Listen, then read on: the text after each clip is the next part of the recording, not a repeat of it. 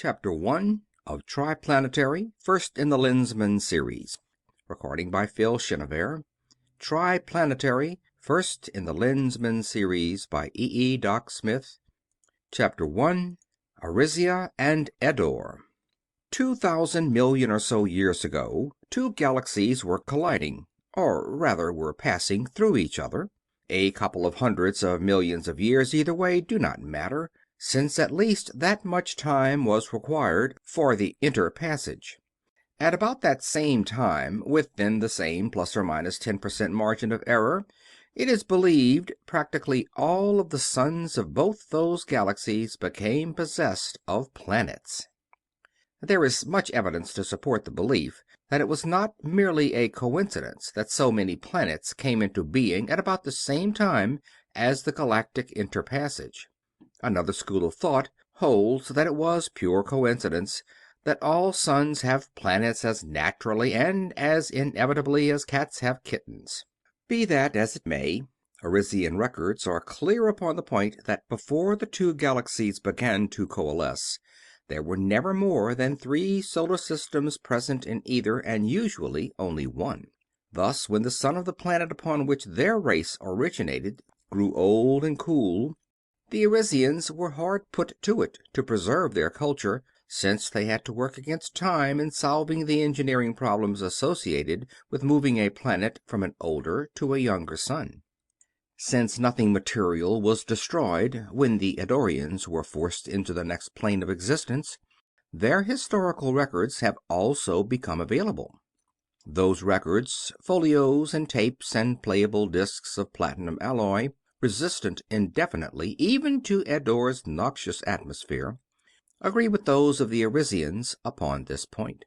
Immediately before the coalescence began, there was one and only one planetary solar system in the second galaxy, and until the advent of Eddore, the second galaxy was entirely devoid of intelligent life. Thus, for millions upon untold millions of years, the two races, each the sole intelligent life of a galaxy, perhaps of an entire space-time continuum, remained completely in ignorance of each other. Both were already ancient at the time of the coalescence. The only other respect in which the two were similar, however, was in the possession of minds of power. Since Arisia was Earth-like in composition, atmosphere, and climate, the Arisians were at that time distinctly humanoid. The Eddorians were not. Eddore was and is large and dense, its liquid a poisonous sludgy syrup, its atmosphere a foul and corrosive fog. Eddore was and is unique, so different from any other world of either galaxy that its very existence was inexplicable until its own records reveal the fact that it did not originate in normal space-time at all, but came to our universe from some alien and horribly different other.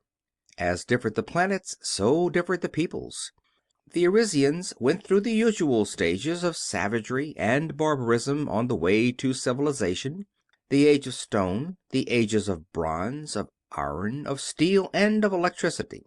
Indeed, it is probable that it is because the Arisians went through these various stages that all subsequent civilizations have done so, since the spores which burgeoned into life upon the cooling surfaces of all the planets of the commingling galaxies were Arisian, not Eddorian in origin.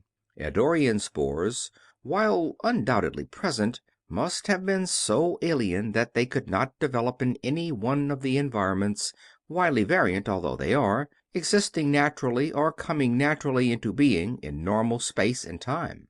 The Arisians, especially after atomic energy freed them from physical labor, devoted themselves more and ever more intensively to the exploration of the limitless possibilities of the mind.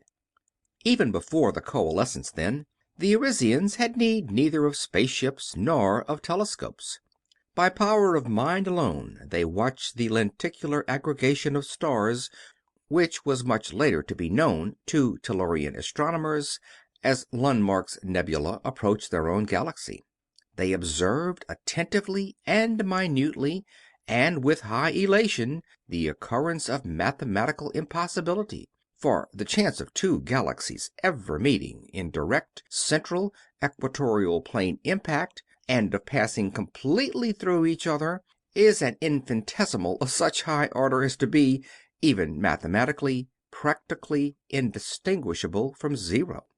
They observed the birth of numberless planets, recording minutely in their perfect memories every detail of everything that happened, in the hope that as ages passed, either they or their descendants would be able to develop a symbology and a methodology capable of explaining the then inexplicable phenomena. Carefree, busy, absorbedly intent, the Arisian mentalities roamed throughout space until one of them struck an Eddorian mind. While any Eddorian could, if it chose, assume the form of a man, they were in no sense manlike. Nor, since the term implies a softness and a lack of organization, can they be described as being amoeboid. They were both versatile and variant. Each Eddorian changed not only its shape, but also its texture in accordance with the requirements of the moment. Each produced, extruded, members whenever and wherever it needed them. Members uniquely appropriate to the task then in work. If hardness was indicated, the members were hard. If softness, they were soft. Small or large, rigid or flexible, jointed or tentacular, all one. Filaments or cables, fingers or feet, needles or mauls, equally simple. One thought, and the body fitted the job. They were asexual, sexless to a degree unapproached by any form of Tellurian life higher than the yeasts. They were not merely hermaphroditic, nor androgynous, nor parthenogenetic. They were completely without sex. They were also, to all intents and purposes, and except for death by violence, immortal. For each Eddorian, as its mind approached the stagnation of saturation after a lifetime of millions of years, simply divided into two new old beings. New in capacity and in zest, old in ability and in power, since each of the two children possessed in toto the knowledges and the memories of their one parent. And if it is difficult to describe in words the physical aspects of the Eddorians, it is virtually impossible to write or to draw in any symbology of civilization a true picture of an any Eddorian's mind. They were intolerant, domineering, rapacious, insatiable, cold, callous, and brutal. They were keen, capable, persevering, analytical, and efficient. They had no trace of any of the softer emotions or sensibilities possessed by races adherent to civilization. No Eddorian ever had anything even remotely resembling a sense of humor. While not essentially bloodthirsty, that is, not loving bloodshed for its own sweet sake, they were no more adverse to bloodletting than they were in favor of it. Any amount of killing which would, or which might advance an Eddorian toward his goal was commendable.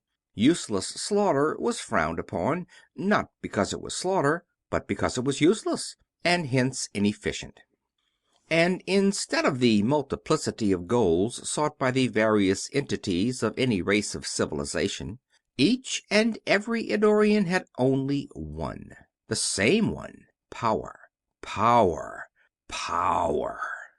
Since Eddore was peopled originally by various races, perhaps as similar to each other as are the various human races of Earth, it is understandable that the early history of the planet, while it was still in its own space, that is, was one of continuous and ages-long war.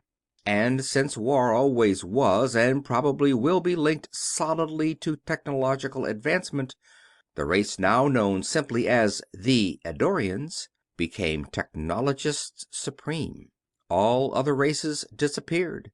So did all other forms of life, however lowly, which interfered in any way with the masters of the planet.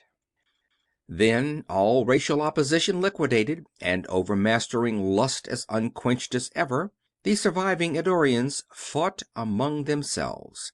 Push-button wars, employing engines of destruction against which the only possible defense was a fantastic thickness of planetary bedrock. Finally, unable either to kill or to enslave each other, the comparatively few survivors made a peace of sorts. Since their own space was practically barren of planetary systems, they would move their planet from space to space until they found one which so teemed with planets that each living Eddorian could become the sole master of an ever-increasing number of worlds. This was a program very much worthwhile, promising as it did an outlet for even the recognizably insatiable Eddorian craving for power. Therefore the Eddorians, for the first time in their prodigiously long history of fanatical non-cooperation, decided to pool their resources of mind and of material and to work as a group. Union of a sort was accomplished eventually, neither peaceably nor without highly lethal friction. They knew that a democracy, by its very nature, was inefficient. Hence, a democratic form of government was not even considered.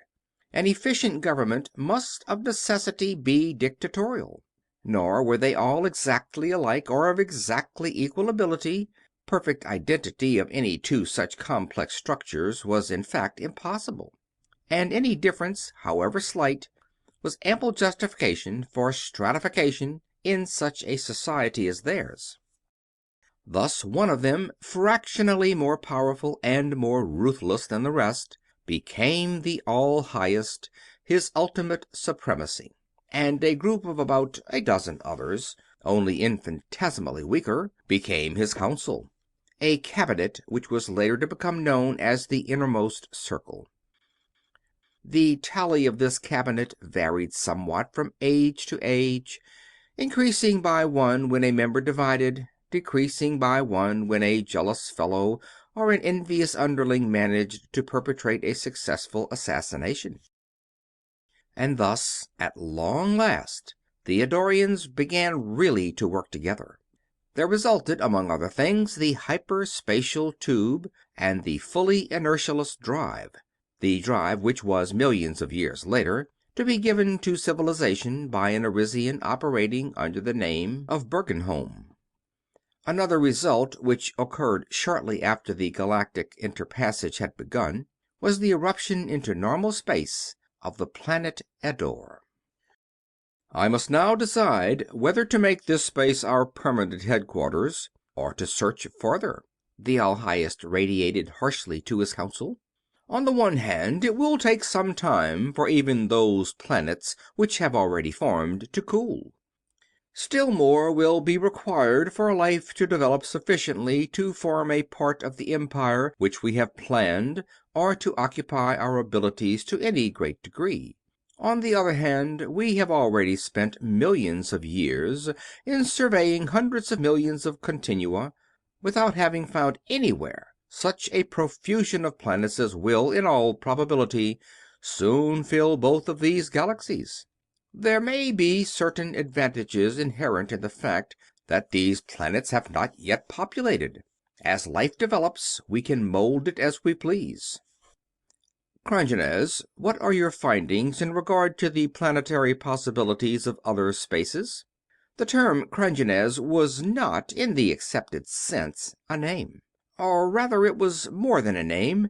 It was a key thought, in mental shorthand, a condensation and abbreviation of the life pattern or ego of that particular Eddorian. Not at all promising, Your Supremacy, Krongenes replied promptly. No space within reach of my instruments has more than a small fraction of the inhabitable worlds which will presently exist in this one. Very well. Have any of you others any valid objections to the establishment of our empire here in this space? If so, give me your thought now. No objecting thoughts appeared, since none of the monsters then knew anything of Arisia or of the Arisians.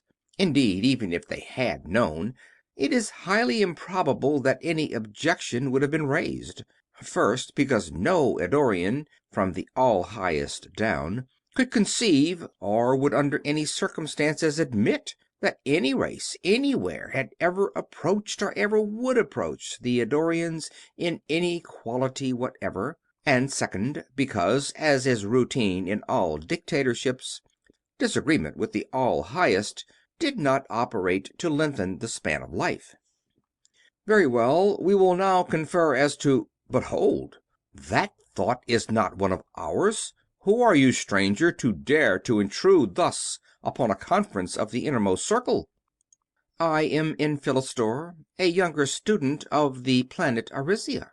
This name, too, was a symbol, nor was the young Arisian yet a watchman, as he and so many of his fellows were so soon to become, for before Eddore's arrival Arisia had had no need of watchmen.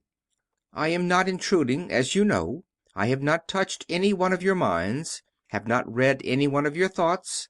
I have been waiting for you to notice my presence, so that we could become acquainted with each other. A surprising development, truly. We have thought for many cycles of time that we were the only highly advanced life in this universe.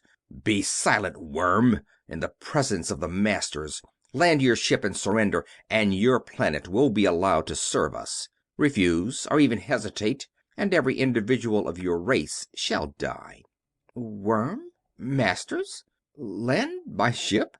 The young Arisian's thought was pure curiosity, with no tinge of fear, dismay, or awe. Surrender? Serve you?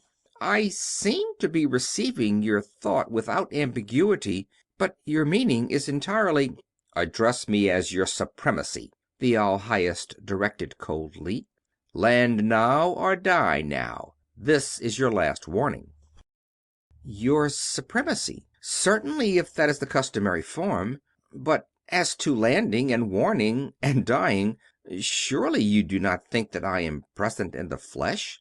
And can it be possible that you are actually so aberrant as to believe that you can kill me, or even the youngest Arisian infant? What a peculiar, what an extraordinary psychology! Die, then, worm, if you must have it so, the All-Highest snarled, and launched a mental bolt whose energies were calculated to slay any living thing. Enphilistor, however, parried the vicious attack without apparent effort. His manner did not change, he did not strike back. The Eddorian then drove in with an analyzing probe, only to be surprised again. The Arisian's thought could not be traced, and Enphilistor, while warding off the raging Eddorian, directed a quiet thought as though he were addressing someone close by his side. Come in, please, one or more of the elders. There is a situation here which I am not qualified to handle. We, the elders of Arisia in fusion, are here. A grave, deeply resonant pseudo-voice filled the Eddorians' minds. Each perceived in three-dimensional fidelity an aged, white-bearded human face. You of Eddore have been expected. The course of action which we must take has been determined long since. You will forget this incident completely. For cycles upon cycles of time to come, no Eddorian shall know that we Arisians exist. Even before the thought was issued, the fused elders had gone quietly and smoothly to work. The Eddorians forgot utterly the incident which had just happened. Not one of them retained in his conscious mind any inkling that Eddore did not possess the only intelligent life in space. And upon distant Arisia a full meeting of minds was held. "But why didn't you simply kill them?" Enphilistor asked. "Such action would be distasteful in the extreme, of course, almost impossible, but even I can perceive—" He paused, overcome by his thought. "That which you perceive, youth, is but a very small fraction of the whole. We did not attempt to slay them because we could not have done so. Not because of squeamishness, as you intimate, but from sheer inability. The Eddorian tenacity of life is a thing far beyond your present understanding. To have attempted to kill them would have rendered it impossible to make them forget us. We must have time. Cycles and cycles of time." The fusion broke off, pondered for minutes, then addressed the group as a whole. "We, the Elder Thinkers, have not shared fully with you our visualization of the cosmic all, because until the Eddorians actually appeared there was always the possibility that our findings might have been in error. Now, however, there is no doubt. The civilization which has been pictured as developing peacefully among all the teeming planets of two galaxies will not now of itself come into being. We of Arisia should be able to bring it eventually to full fruition, but the task will be long and difficult. The Eddorians' minds are of tremendous latent power. Were they to know of us now, it is practically certain that they would be able to develop powers and mechanisms by the use of which they would negate our every effort. They would hurl us out of this our native space and time. We must have time. Given time, we shall succeed. There shall be lenses and entities of civilization worthy in every respect to wear them. But we of Arisia alone will never be able to conquer the Eddorians. Indeed, while this is not yet certain, the probability is exceedingly great that despite our utmost efforts at self-development, our descendants will have to breed from some people to evolve upon a planet not yet in existence an entirely new race, a race tremendously more capable than ours, to succeed us as the guardians of civilization. Centuries passed, millennia, cosmic and geologic ages. Planets cooled to solidity and stability. Life formed and grew and developed, and as life evolved it was subjected to, and strongly if subtly affected by, the diametrically opposed forces of Arisia and Eddore. End of chapter 1.